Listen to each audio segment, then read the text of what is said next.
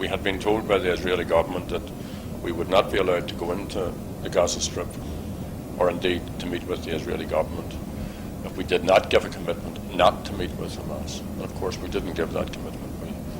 We said we honoured all electoral mandates and we would not give any commitment if people wanted to meet with us that we would meet with them. We then, after a lot of difficulty, went into the Gaza Strip. When you come to leave Israeli territory, the border crossing is very like a modern airport structure. It's all glass and very, very modern. But nothing prepares you when you go through this sanitized zone for what you meet on the other side. And what you have to factor in is that they used fighter planes to drop a huge amount of tonnage on residential areas. So there's no free entry in or out. People from Gaza cannot move in and out, and people from Israel cannot move in or out. So what you have is essentially an open air prison.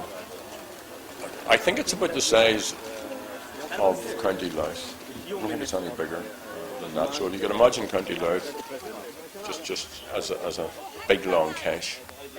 That's what you're talking about. And we met private sector, we met bankers, we met factory owners, we met women's organisations, we met community activists, we met all the political parties, Fatah and Hamas included, and some of the smaller groups. We met a whole pile of Palestinian agencies. We also met in Gaza City itself, the city council. We met their assembly team. Their parliament building was bombed. And can I say, first of all, that the vast majority of people in Ireland, and certainly the people who we represent in Ireland, think that what happened here is totally wrong. We also met with educationalists. We met the heads of all of the universities. A number of the universities were also bombed. One university, ironically the American university, no longer exists. Others were hit, but the damage wasn't as extreme. We also visited hospitals. Some of them were also hit. There's also an embargo on the Gaza Strip, which means that medical supplies and medication are restricted, and also parts for very, very important medical machines, particularly to do with cancer treatment. A number of them aren't working. We met a number of patients in the hospitals, very strikingly and very movingly, people who I'd be very, very surprised if they survived a week after we left.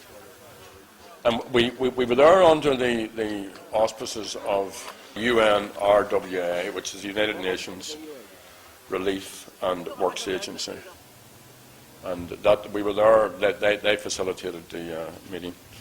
So when we were going in, they brought us in, but when we were coming out, they weren't allowed to bring us out. And we had to come out the hard road, and it's a surreal experience. There is no human contact as you're coming through. Now, most people here, older people here, will have gone through the long cache and other security arrangements. This is totally surreal. There's a voice talks to you.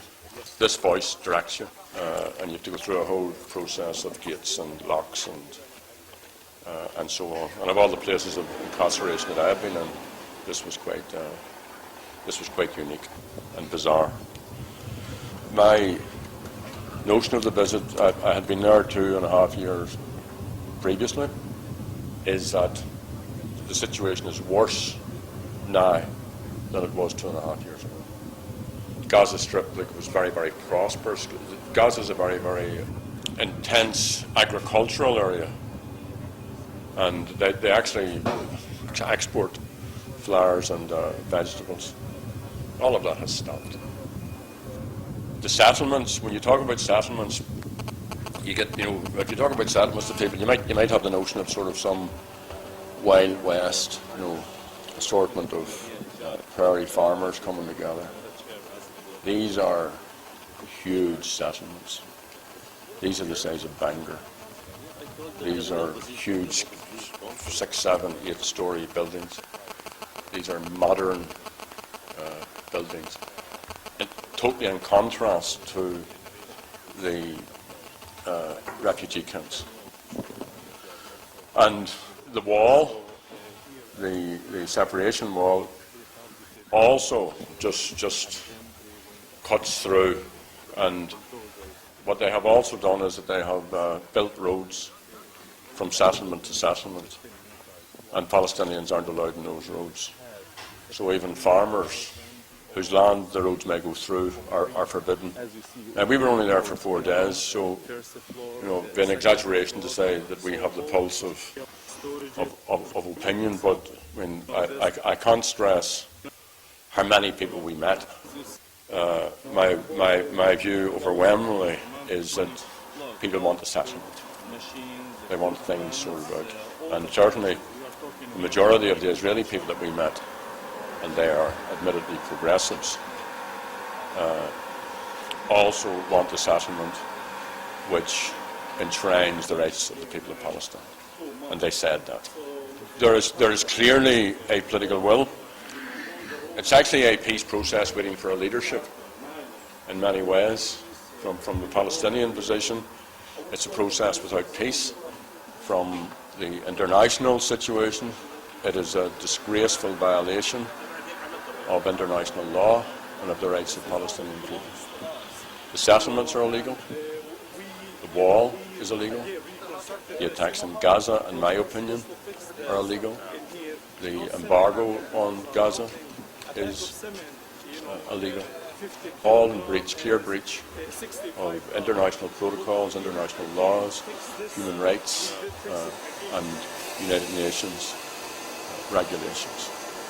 And for the world to allow that to happen, or for the West to allow that to happen, is, in my view, shameful. We told people that we met that we would produce a report and that we would give it to all of the governments in that region, and to the United Nations, and to the European Parliament, and to anybody else within the international field. I do think that President Obama's speeches and the position he has set out are a marked departure from US policy thus far. And I've also talked to Senator Mitchell. I welcome very much his appointment, and I've given him a copy of this report. I've talked to him a number of times, actually, since we came back. So I think that those are two pivotal people, because the biggest international player is the US administration. We make no bones about it. We're not enemies of the Israeli people. We clearly believe in a two-state settlement, but the Palestinian people have right to their own state, and then you have to add on adjectives: viable, sustainable, proper state.